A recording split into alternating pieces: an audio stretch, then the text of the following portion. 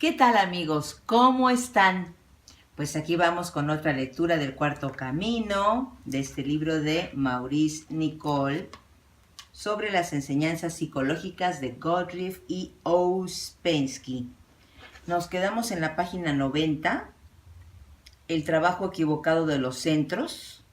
Seguimos con ese tema, parte 5. En este comentario, que es el último de la serie sobre el trabajo equivocado de los centros, empezaremos con el lado negativo del centro emocional.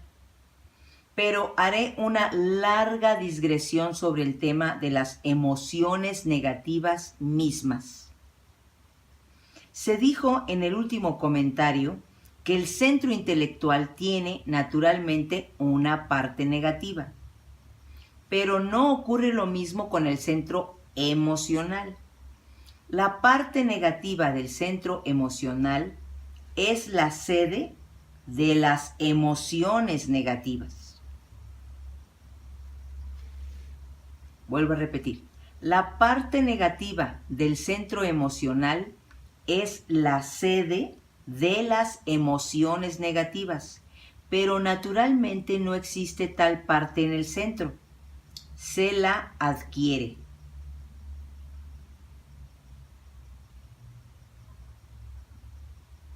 Voy a volver a repetir esto, amigos. Esto es sumamente importante. Se dijo en el último comentario que el centro intelectual tiene naturalmente una parte negativa, pero no ocurre lo mismo con el centro emocional. La parte negativa del centro emocional es la sede de las emociones negativas, pero naturalmente no existe tal parte en el centro. Se la adquiere. Recuerdan que los anteriores capítulos o comentarios estábamos hablando de la esencia, cuando uno es pequeñito, que corre y abraza e inmediatamente se puede olvidar de algún grito que le pegaste. No hay parte negativa. La vamos adquiriendo, la vamos aprendiendo, según lo que está diciendo aquí. Y cabe decir al punto que cada vez que esta parte negativa adquirida es activa, significa un trabajo equivocado del centro. Y no es exagerado decir que el centro emocional rara vez trabaja en una forma correcta, debido a la acción de esta parte negativa adquirida que ha llegado a infectarse por su contacto con la vida. Porque las emociones negativas gobiernan la vida. Quizás especialmente hoy, y la gente se aferra más a sus desdichadas emociones negativas que a cualquier otra cosa. Ahora bien, la infección de las emociones negativas, como la infección del pensamiento negativo, se introduce gradualmente en el niño que crece, porque un niño nace despierto en su propia escala, en un mundo de gente dormida, y por imitación, a su vez, aprende a caer dormido. Entre muchas otras cosas, imita las emociones negativas, es decir, las expresiones faciales, las entonaciones, las palabras y frases que dan salida a los estados negativos de la demás gente. El niño lo imita todo y así, gradualmente, empieza a sentir lo que representan. De este modo, los sentimientos negativos de sus mayores se comunican gradualmente al niño y después de un tiempo, el niño empieza a mostrar emociones negativas y a enfurruñarse y a amargarse y a quejarse y a sentir piedad de sí y así sucesivamente. Al fin y al cabo, ¿qué otra cosa podía hacer el niño? Y nuevamente, ¿qué otra cosa pueden hacer quienes ya están infectados con emociones negativas, puesto que ignoran que son negativas y nunca oyeron mencionarlo?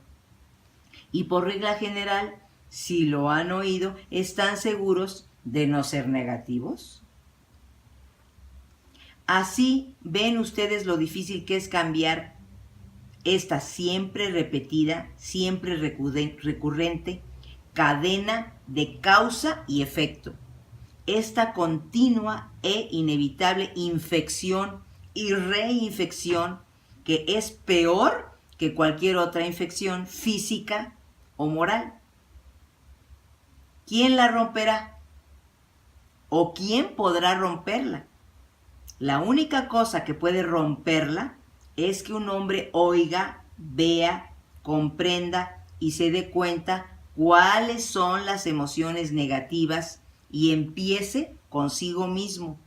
Porque aun cuando una persona cambie de posición a este respecto en la apretada red de la vida, en el inmovible atascadero de seres humanos, lo único que hará es dejar sitio a los otros.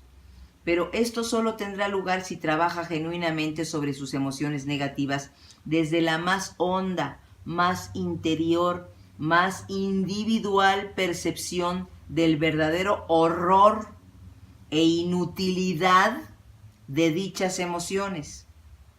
Este es el punto de vista interior desde donde se inicia el verdadero trabajo. Es menester que todos ustedes comprendan que es posible trabajar desde diferentes lugares o, por así decir, profundidades en sí mismo. Se puede trabajar por razones superficiales o por razones más profundas. Generalmente el hombre trabaja sobre sí en la espera de una recompensa o elogio o posición o deber o debido a cierta clase de engreimiento u orgullo o automerecimiento o alguna idea que se forja de sí mismo o por el honor o por tratar de gustar o imitación o temor o por miedo de perder su reputación, miedo de la crítica, miedo de perder una amistad, etc. Todos estos motivos no son el hombre mismo, pues trabaja exteriormente.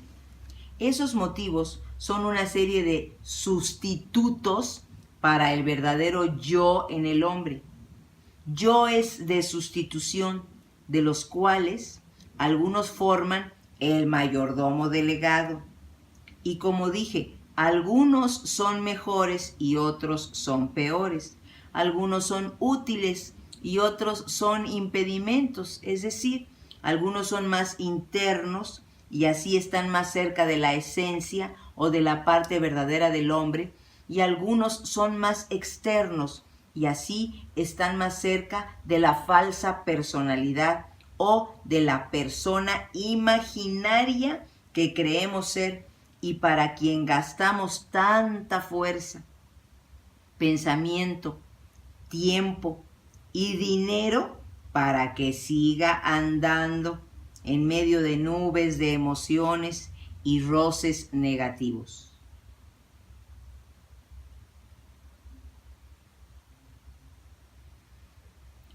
Aquí nada más a este respecto, amigos, yo les quisiera platicar que esto que habla de que estamos adquiriendo emociones negativas desde pequeños, vamos imitando o vamos viendo ciertas personalidades de gentes, y bueno, pues el niño eso tiende a hacer, a imitar. Es durísimo de romper porque es lo que va construyendo nuestra base en la vida para actuar.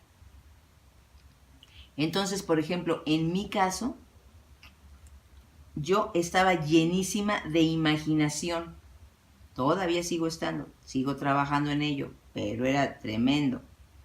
Porque lo que yo siempre estaba observando es que mi conducta fuera aceptada para los demás, que cayera yo bien, que hablaran bien de mí, que opinaran bien de esto, bien del otro. Entonces estaba yo volcada en una imaginación tremenda, falsa, de mí misma y de lo que los demás esperaban de mí. Entonces, como dice aquí, le voy a leer un poquito más atrás, dice, es decir, algunos son más internos y así están más cerca de la esencia o de la parte verdadera del hombre, ¿sí? Y algunos son más externos y así están más cerca de la falsa personalidad o de la persona imaginaria que creemos ser y para quien gastamos tanta fuerza, porque lo tienes que sostener, ¿no? La personalidad esa que tú quieres que los demás vean en ti, es cansadísimo, pero es muy difícil de irla quebrando, porque de ella te agarras para vivir, para subsistir. Entonces, una de las cosas más interesantes de esto es la persona imaginaria, que tú estás edificando desde niño para que todos los demás estén a gusto contigo, por ejemplo, en mi caso. Entonces, irla más o menos destruyendo poco a poco y fijándome en eso, en que si voy a hacer algo lo haga, digamos, de manera auténtica, ¿no? Si soy buena auténticamente, pues qué bueno, ¿no? Pero si no quiero ir a un lugar, no voy, ¿no? Claro, te pido una disculpa y todo lo que tú quieras, pero no voy, no asisto a gastar energías que a lo mejor en ese momento no tengo. Las quiero ahorrar para otro trabajo, para otra cosa. Entonces ya no es la cuestión de quedar siempre bien, con todos y con todo.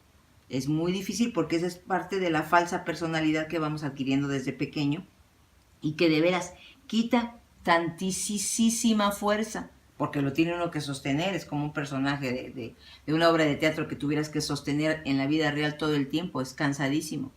Entonces, una de las partes más difíciles es eso, todo lo adquirido, de lo que están hablando aquí, lo adquirido, irlo observando para empezar tantito a resquebrajar todas esas personalidades que son fincadas desde la niñez, para un poquitito ahondar un poco más en nuestra esencia. Y continúo leyendo. Es solo el verdadero trabajo y no el trabajo imaginario sobre las emociones negativas personales lo que permitirá a las otras cambiar de posición, porque de otro modo las emociones negativas se quedan en el mismo lugar. En otra forma, porque se parecen a Proteo, que siempre cambiaba de forma y se convertía en otra cosa. Pero es una parte necesaria de este trabajo por la cual todos deben pasar eventualmente. Ver en uno mismo por una observación sincera cómo se aferra el yo a las emociones negativas con una mano mientras con la otra intenta liberarse. El trabajo conduce inevitablemente a todos a los mismos lugares y a las mismas experiencias. Un hombre debe llegar al punto de discernir su propio desamparo, de comprender su propia mecanicidad. Y esto, si no es una experiencia negativa, lo llevará al estado de recuerdo de sí. Al darse cuenta de su desamparo, atrae la ayuda, porque comprender el propio desamparo pone al hombre en el tercer estado de conciencia donde la ayuda puede llegarle. Y ya que me ocupo de este tema, agregaré para aquellos que aún no comprenden bien lo que significa trabajar más externamente y lo que significa trabajar más internamente, que el caso se presenta de este modo. El objeto del trabajo es el de despertar la conciencia escondida. No me refiero a la conciencia adquirida, que es diferente en todas las razas y es cuestión de costumbres, adiestramiento, clase y nación.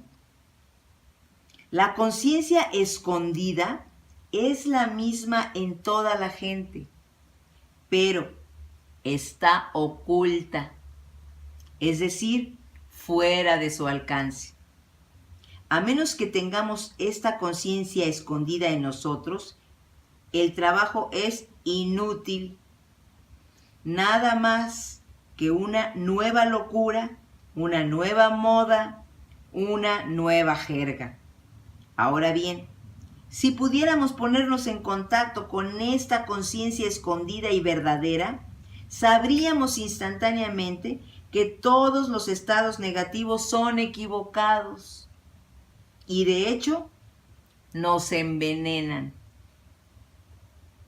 Vuelvo a leer.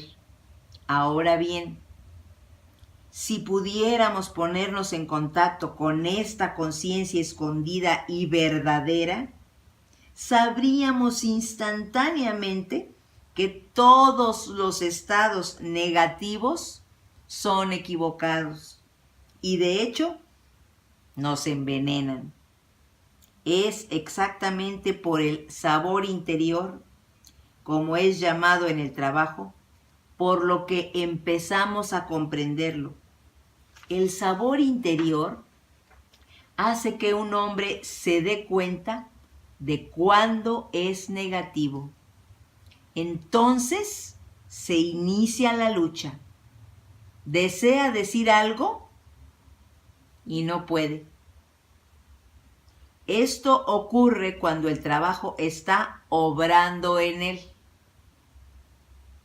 Ya no es más algo que acepta, sino que es algo por lo cual debe luchar en sí mismo.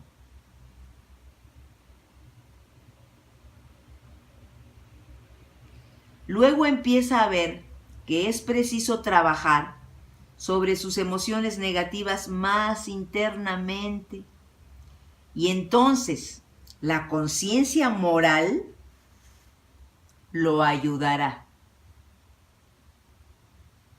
Eso no necesita ninguna explicación, amigos. Voy a volverlo a leer.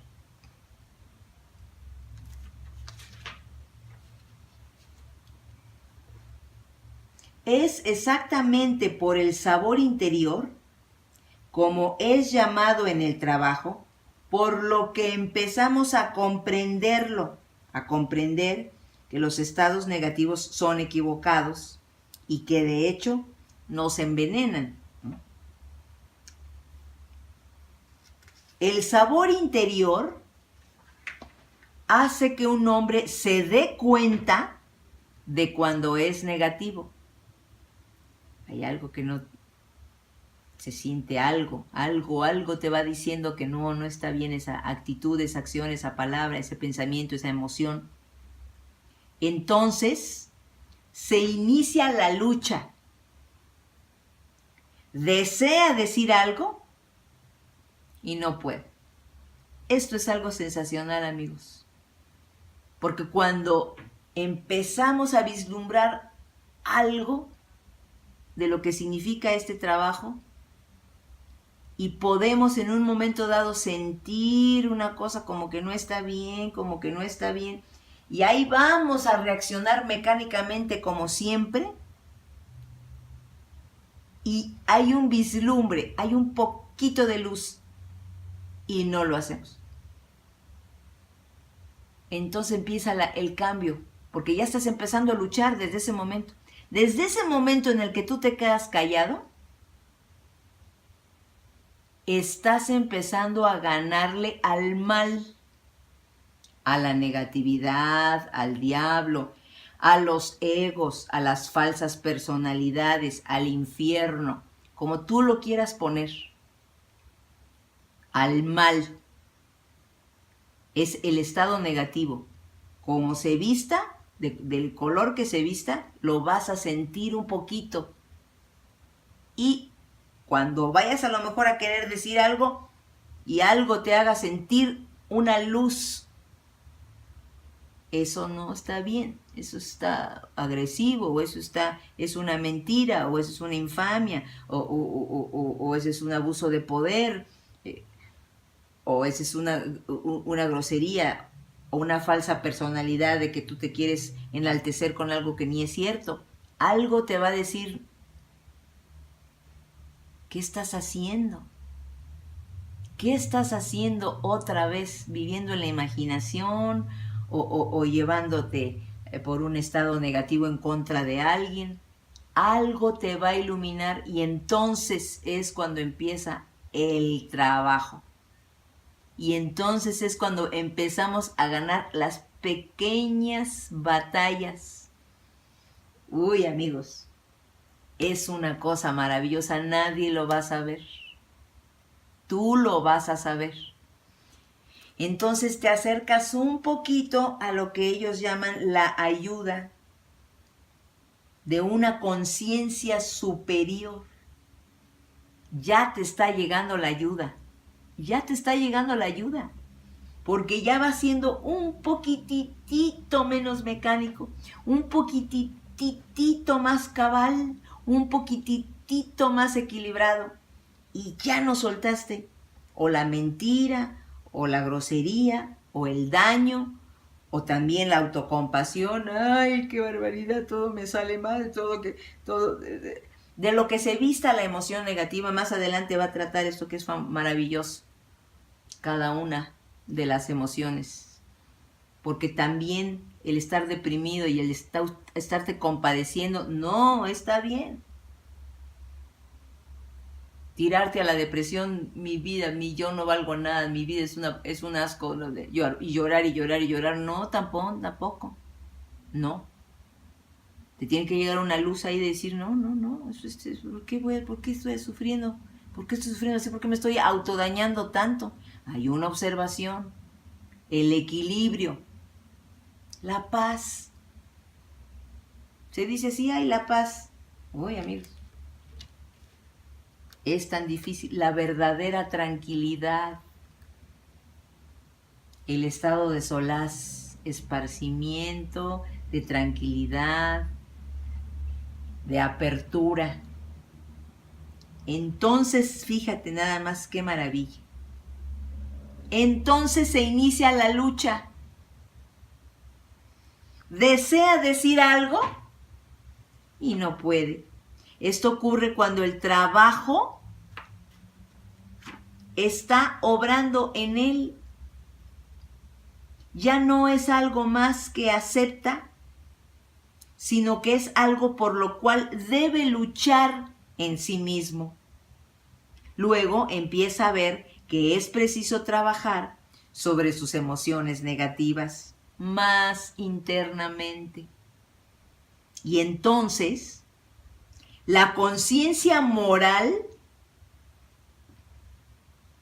lo ayudará. Fíjate qué frase tan hermosa.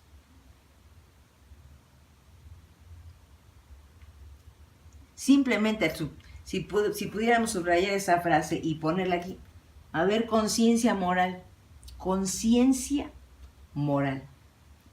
lo que abarca la moral, la conciencia moral, o diría Gurumayi, la acción correcta, en el sentido más universal, no la acción correcta para mí, la acción correcta moralmente en ese momento. ¿Qué vas a hacer? ¿Qué vas a decir? ¿Qué vas a pensar? ¿Qué vas a sentir? Entonces, la conciencia moral lo ayudará. Pero si trabaja sobre sus emociones negativas porque le dicen que debe hacerlo, o porque está avergonzado ante los otros de tenerlas, entonces trabaja más externamente sobre ellas y no genuinamente desde sí mismo. Si no fuera por estas leves señales de la verdadera conciencia que el trabajo evoca en la gente y su ayuda interior, la lucha con las emociones negativas sería imposible. Es decir, a menos que en alguna parte de nosotros tuviéramos conciencia moral, las emociones negativas serían inconquistables, ¿no? Porque pues ¿con qué las rebatimos? La vida sería demasiado fuerte, pero afortunadamente para los que existimos en esta tierra situada tan bajo en el rayo de creación, que solo está separada por 1 grado del peor lugar posible de todo el universo, tenemos dentro de nosotros los medios para despertar, aunque estén escondidos. Y por otra parte, tenemos fuera de nosotros las formas de enseñanza que se relacionan con este despertar, que nos fueron transmitidas de edad en edad a través de los esfuerzos del círculo de la humanidad consciente exterior a la vida, que puede suscitar en nosotros el despertar.